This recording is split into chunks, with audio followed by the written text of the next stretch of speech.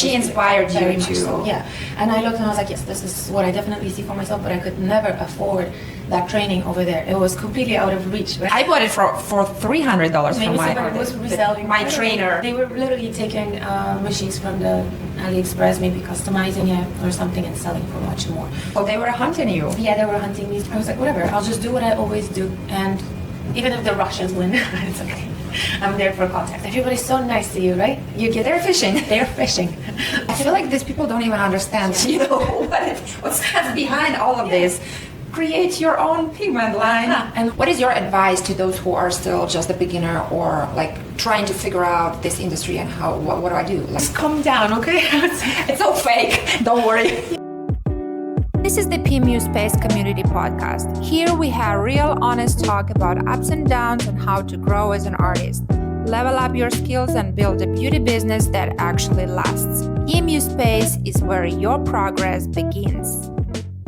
Hello everyone, my name is Oksana Vroda. These podcast series are recorded for the PMU Space community, created to show the real backstage of success in the PMU industry. Here, top artists share not only their achievements, but also their struggles, so you stay motivated and never give up. Today, we sit down with beautiful Natalia Friedman, who went from winning WULOP USA in the lip blush category in 2022 to becoming an international speaker, judge, WULOP USA team leader in just a year, and now Salon Mix event organizer. Natalia, we are so excited to have you here. Thank you so much for sharing your time with us, and I really hope for a very honest talk today, and that you will share some very spicy information that no one knows.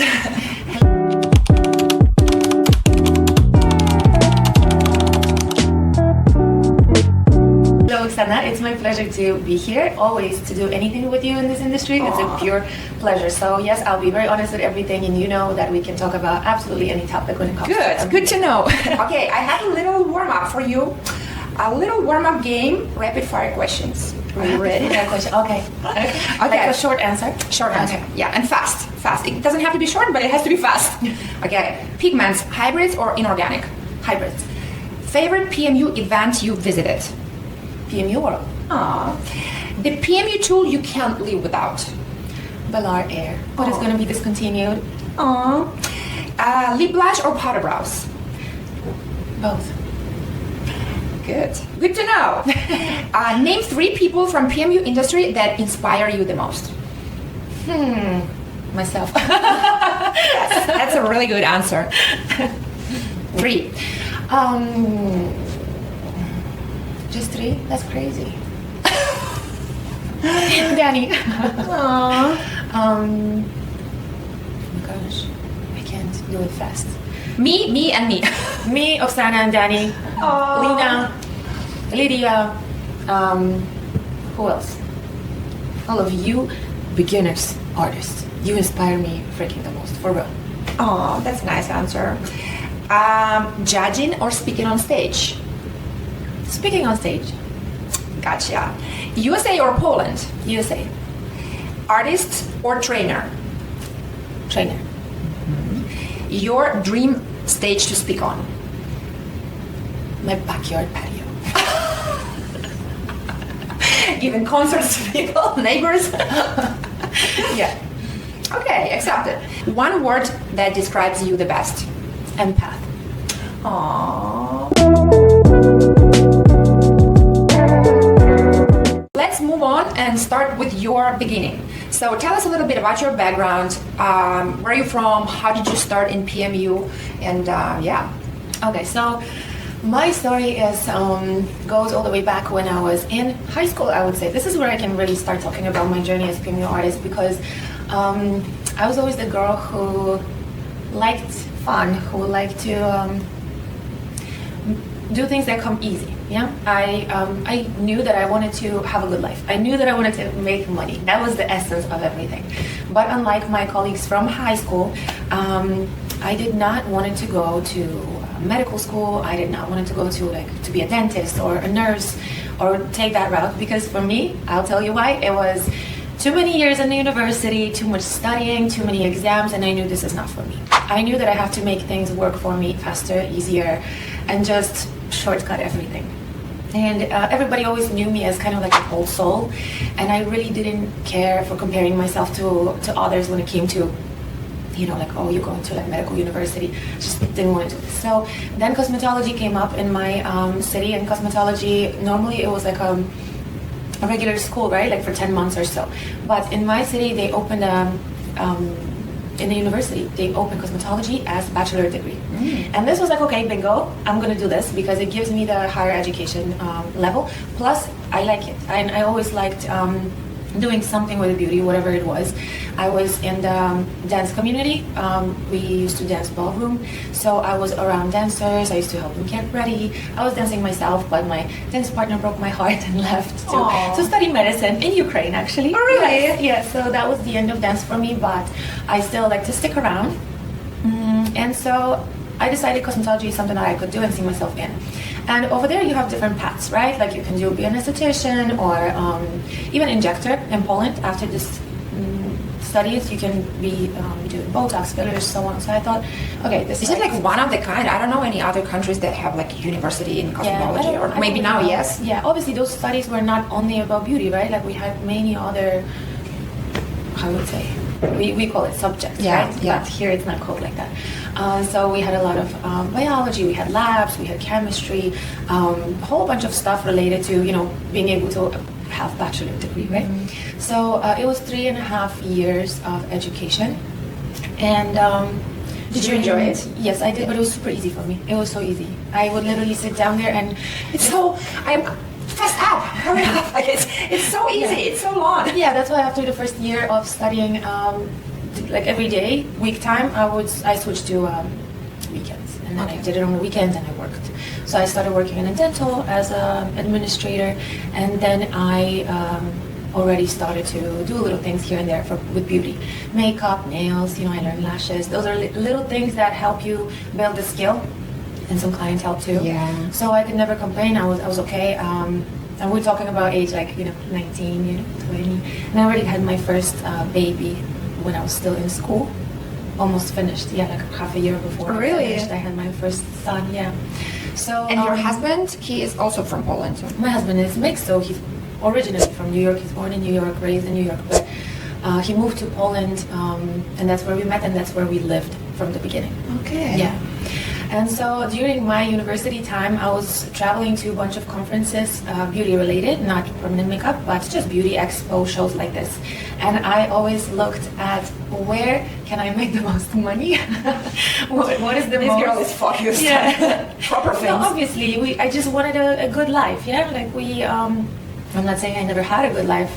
My mom really provided very well for me, and it was good, but I knew I want to be the type of a woman who can just do whatever I want. Yes, that's what everybody wants, the freedom of decisions, and not money for the sake of having them laying, but for the freedom of decisions and just being able to do fun things, enjoy your life the way you want without being pressed by lack of the money. So that's how I was looking at things. And at that time I saw permanent makeup, and there was this lady who inspired me to start it because she was very... What's the lady's name? She was very accomplished, and in US you don't know this lady's name. She's a wonderful person, and we still keep contact. Her name is Janeta, and she's at that time in Poland she had multiple different beauty facilities, schools, academies, and salons in major cities. I don't remember how many she had, but I think 7 or 8. Is she still operating all of them? Yes, but in a little bit different format right now,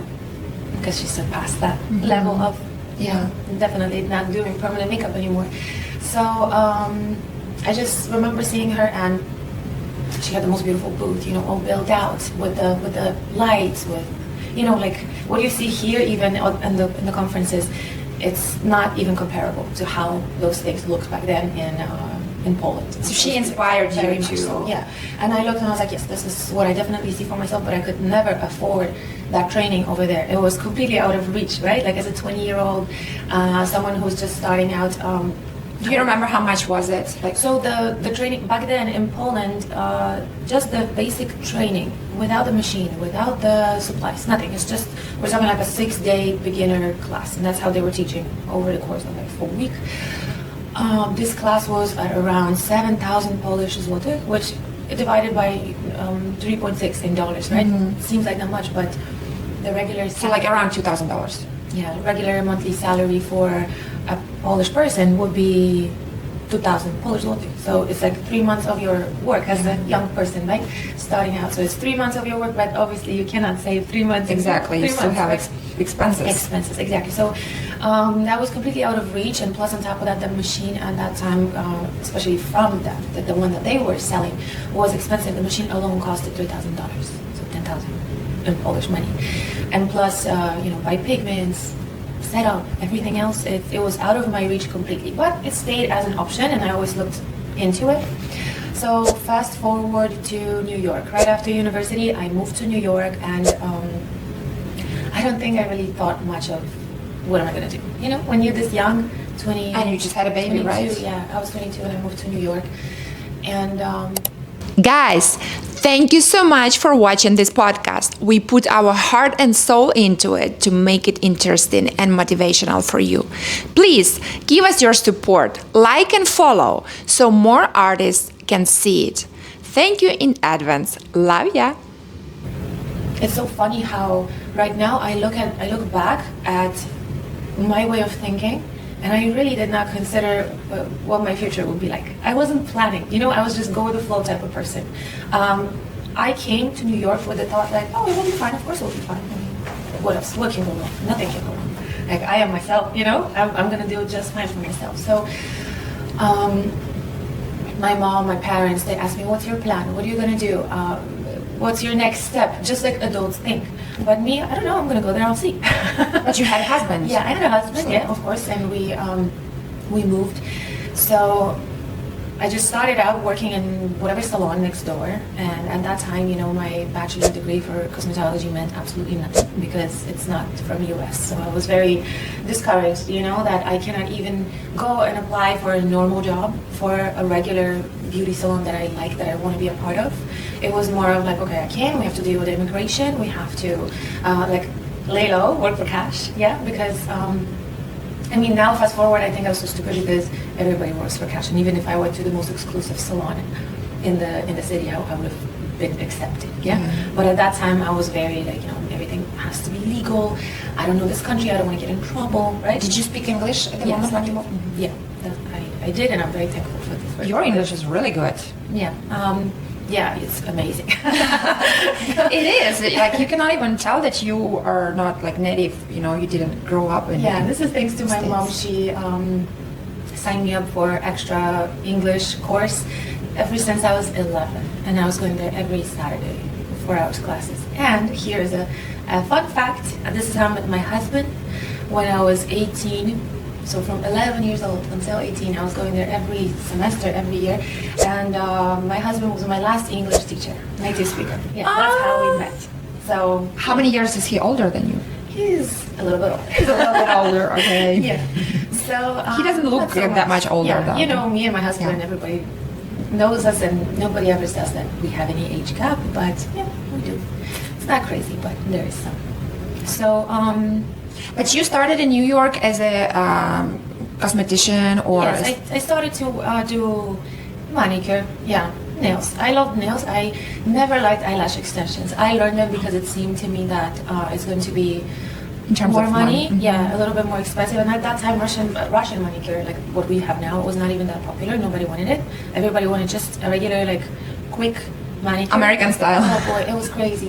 When I first walked in the Chinese nail salon, I was shocked. And I even have pictures on my phone how they did the manicure. It's like one slice of polish throughout your nail, and the sides, the cuticles, forget about it. Not even beautiful shape, nothing at all. So when I started to do manicure, I gained a clientele in my neighborhood for this. And it's crazy. This was how many years ago? 8, 9 years ago? Yes, almost 9 years ago when I started. And I have clients who still come to me, but not for manicure, yeah. So basically, you started building up your clientele that you did use later for permanent makeup. Yes. I started obviously from the manicures were like $25, yeah. And then $40 for like a gel mani. After this, I was always waxing brows, doing henna tint.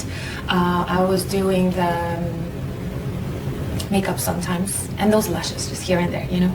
But I hated it with all my heart. I would say I hated it. I couldn't stand this.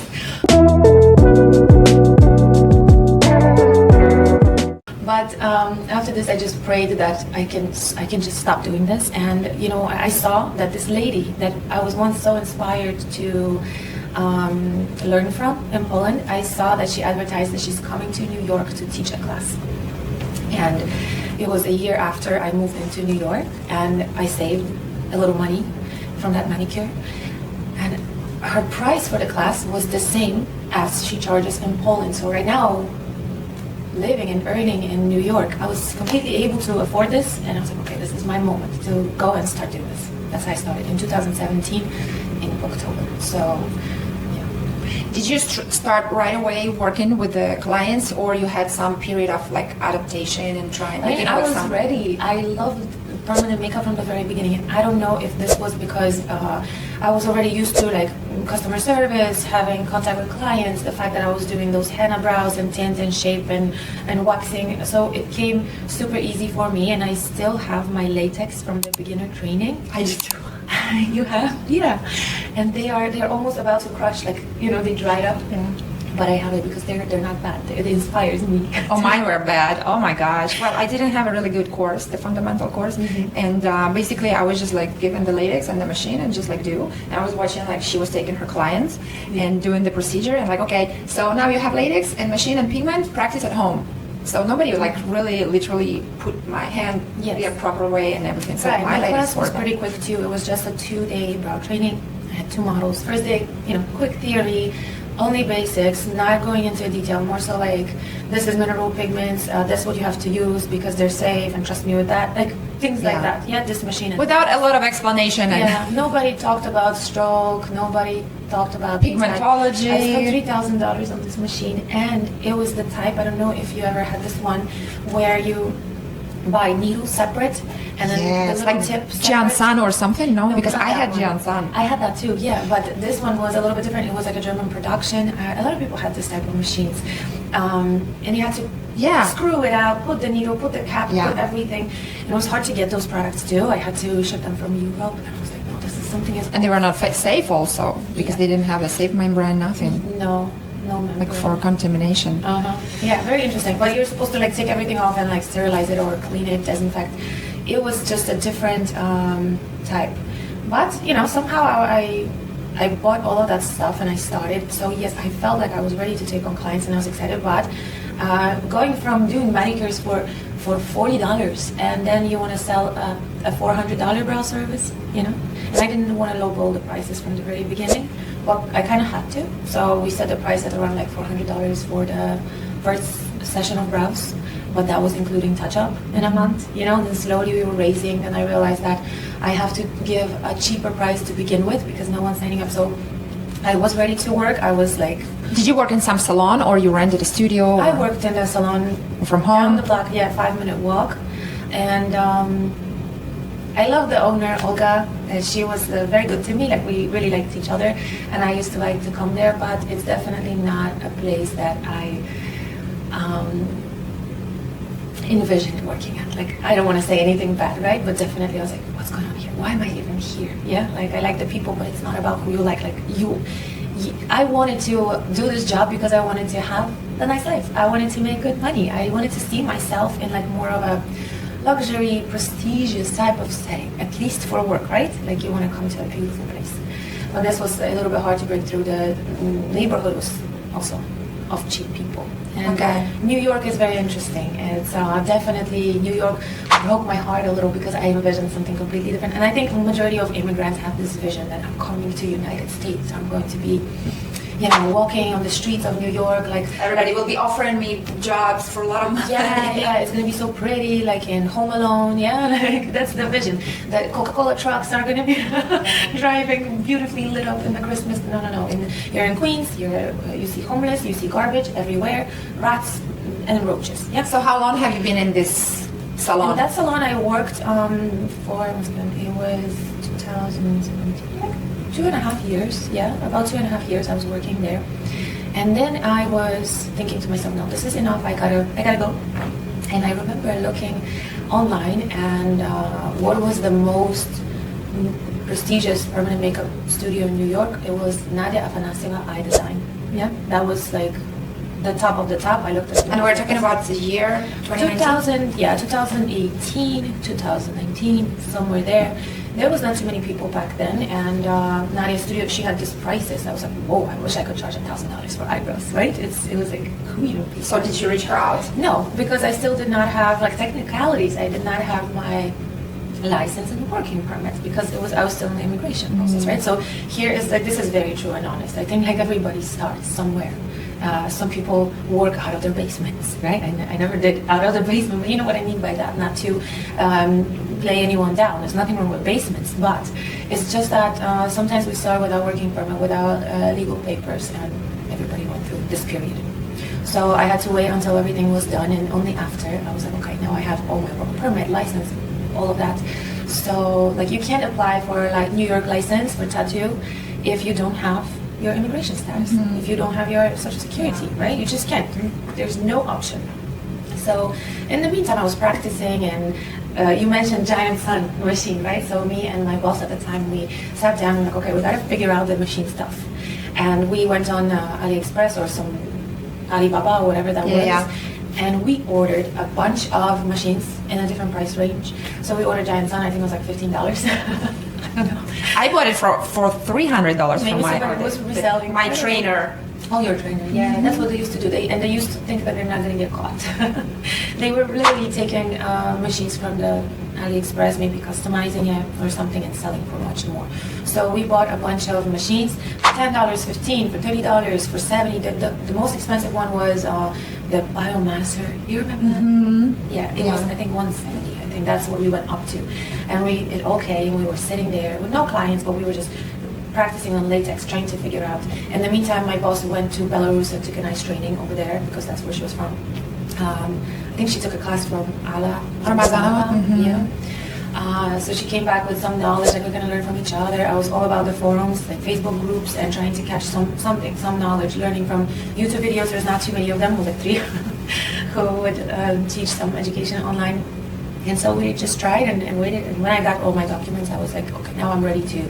I'm ready to say bye-bye. Yeah, but you know what happened? I was ready to say bye-bye, and then I found out that I was pregnant second time around. And I was like, oh, I'm happy to be pregnant, but I don't see myself going to some job, starting something, only to say in a few months that I need to leave for. Yeah, and then you need to focus if you start in a new place. And exactly, and I don't want to be this type of person. And in Poland, actually, I still had this Polish mentality, really, and I thought like, okay, someone hires me, then if I go on the maternity leave, they might want me to come back in 6 weeks, because in USA that's how it is. And I don't want to feel obligated to go back to work. I want to stay with my baby for at least a few months, yeah, with peace and quiet. So I decided that I would work until the end of my pregnancy, and then after I'll take a break, and I will just focus on the baby, and we'll figure something out after. So that was the plan, and I remember sitting down one day so frustrated, and we needed to move. We still lived with my mother-in-law, and we needed to move, and I was like 8 months pregnant, and I was thinking to myself, what the hell am I doing? Like, I need a better job, I need a good apartment. We couldn't even find any apartment that, you know, we could actually rent, because they wanted like your credit score, they wanted the, what you call it, like income history, right? And we just came from Poland, and even my husband, the fact that he's from New York, but he lived in Poland for like 10 years. So all of this was kind of too far away in the past, right? So you had to build from scratch, and that took some time. And then I was sitting there, and I was like, no, I'm not going for this, I'm not giving up. And I was thinking to myself, I will find a 3-bedroom apartment, and I will find a good job where there is a nice team, where they're very active, where they are doing a lot of social media. And I was following some salons, and I followed this one, and I always was impressed. I was like, they are doing such a good job, and they're beautiful works, and they're so active. So I was very inspired. And you know what happened? You wouldn't believe. I thought to myself, I wish I worked in a place like it. But at that time, I was not about like applying, because I was 8 months pregnant, right? Maybe a few days have passed, and I get a DM from that salon. I guess just because I was liking their stuff or commenting sometimes, and they saw my page, and I saw. So you had your social, you did. I did, but I social was media. not so active. I would like put something here and there, and so they reached out to me and they said, "We like your work, and can we call you? We would like to offer you something." And I was feeling like, oh my God, they want to offer me a job, and they did. They called me. You're a strong manifestor. Yeah, and then I had to refuse. Yeah, I had to say like, thank you so much, but I am 8 months pregnant. Which kind of increased your, rate. Yes. Like, we called her, but she refused. She refused. I said, no, I'm pregnant, and I don't want to take on something that I'm going to have to struggle with. Like, if I tell you yes now, then you're gonna have to. You're gonna wait for me, and I don't know how much time I will need after I give birth. I want to give my body time, and that's important too.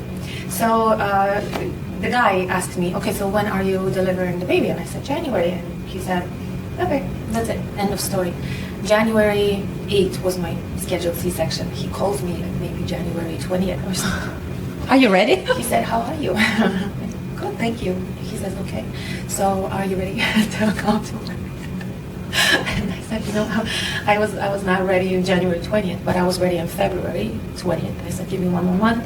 I will come and we can talk more. So we met. So cool. So they were hunting you. Yeah, they were hunting me, so they wanted me, and I went. We met each other, and I started to work immediately, almost like end of February. I started working. What year? 2020. Okay. Hey. So you know what happens. Here it next. comes. Here it comes. An interesting part. I worked there for a month, and then it was a lockdown and COVID. So I was thinking to myself, here it goes. Yeah, what are we gonna do?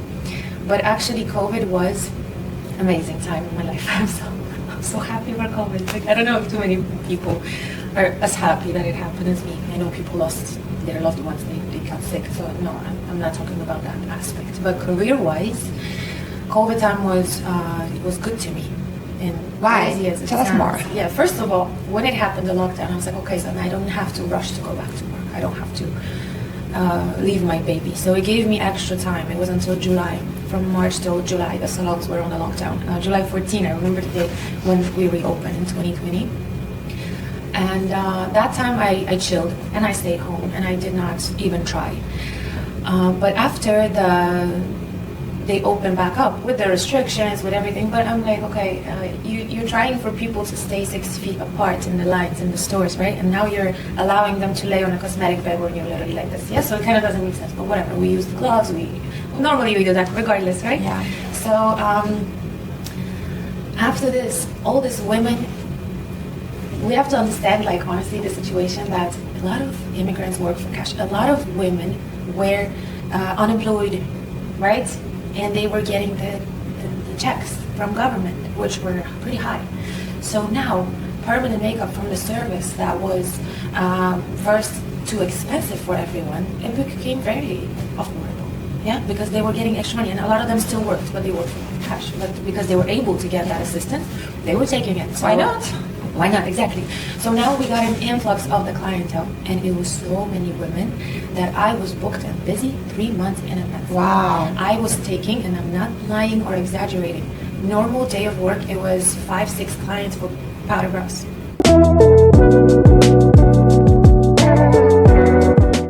If I had lips, they take a bit longer, so it was less, but I would take 2 lips, 3 brows, or 4 Did brows. they pay you per hour or you had a We percentage? split the commission. I was taking 60. They gave me very good conditions because I supplied myself. So for USA, I was happy with this. So you were taking 60% from each? Yes, and they were giving me 40. Normal is 50-50. Yeah, but I had to supply myself with pigments, with machine, with all that stuff. So at the beginning, they gave me 55, and then went to. And at that moment, I thought, like, oh my God, like, one day I'm going to open a salon, I'm going to take 100% for myself. But then I opened the salon, and I'm not taking 100% for myself. We'll talk about it later. Yeah. And so back to the original story, it was really good, and this gave me such a boost of clientele. All these middle class, women, they were able to afford the services. And a lot of practice for you also. Yes. So I had tons of practice, tons of work. Referrals went like this. I didn't have to even do anything. And I was active on social media, and this is when I was like, okay, I have to do something more with this. So, talking about doing something more with this, was it starting preparation for WULOP or no? WULOP was 2022. Yeah. In the meantime, I was like, I gotta teach. Yeah. I was like, I want to be a trainer. I wanted to be develop the training program. So I was like, I'm gonna take things slow. I'm going to. I learned Canva. I was sitting down. I took some girls to help me with social media. I took a lot of education for this, and then I came across some crazy coaching program. Oh my goodness, this was a little bit ridiculous. Not a little, a lot of it ridiculous. Yeah, but since I had money because I was doing well at that So time. what was that? We like ridiculous things. Okay, you like? Okay. Again, To talk about ridiculous things. I don't want to downplay anybody because I feel like everybody does whatever feels right by them. And the program was called Pretty Rich Bosses by Sheila. I'm not. I met Sheila in person recently. She's super cool, and we like all of those things in the program. The knowledge, it was solid. It was good stuff. I learned something. But ridiculously expensive, over expensive for my budget. And I was, you know what I learned the most from this program? I learned how to sell, but on the example of how I was on the other side of that sale. You understand? Like how I was caught into buying that. Yeah. So this was my main lesson, basically. So it was a lesson about Naivety. Naivety. Yes. To let go of that. That was my lesson. And I spent about 6 months in this program or more, maybe a little more. I think it was going for 6 months, and then I extended for a little more. I spent around $30,000 or $25,000, something like that, on that program. That's a lot. That's a lot. Did it bring me results? No, it did not at all whatsoever. Because I realized we do not need somebody. I mean, times are different from 2020, 2021 to now 2025. Now we have AI. No problem. Ask ChatGPT, it will tell you what to do. Go on YouTube, read a book, it will tell you what to do. You don't need people to tell you what to do. What you need is a resource that will actually help you execute those tasks. It's not a point of spending thousands of dollars for someone to tell you what to do, and then on the other side of that, you sit there and thinking, oh my God, so if I'm not successful, I know what to do, and if I'm not executing, then it's my fault, so I'm not doing enough. And this is how you get burnout, and this is how you get depressed. Yeah, because you start bitching yourself. Yes, and you're thinking, okay, so if all of them doing this, so if all of them are actually executing these plans, yeah, so why can't I? And this was a huge lesson for me. I think I went through like a major, I think it was my first burnout. It's the first one out of many, and I'm sure there's going to be some more to go. But I was working on developing my training program, and my training program was not connected to that coaching program, right? It was just something that was supposed to make me structure things better. But, you know, it was just the words. It was no systems. It was no tools, I would say. So did you actually did you make your own training program Yes. during that time, and did you start coaching? I did. I slowly developed my first training program for permanent makeup, for powder, brows, and lip blush basic course. And you know, I still have it in the Canva. Sometimes I open it up and I put so much heart into it for whatever I had at that moment, for whatever case study I had at that moment. But I did my first training course in 2021, I think. Yeah, I think so. It was 2021 when I did the first course, and it was a group of 4 girls. It was so lovely, you know. I was feeling so good, and at that time I didn't charge much for this class, but I really tried to give my all, and I was so exhausted after this class. I was super satisfied, and I was just slowly trying to develop and make it better. But that is a whole another story. I think course development goes such a long way, and especially now that we have all these tools, we have.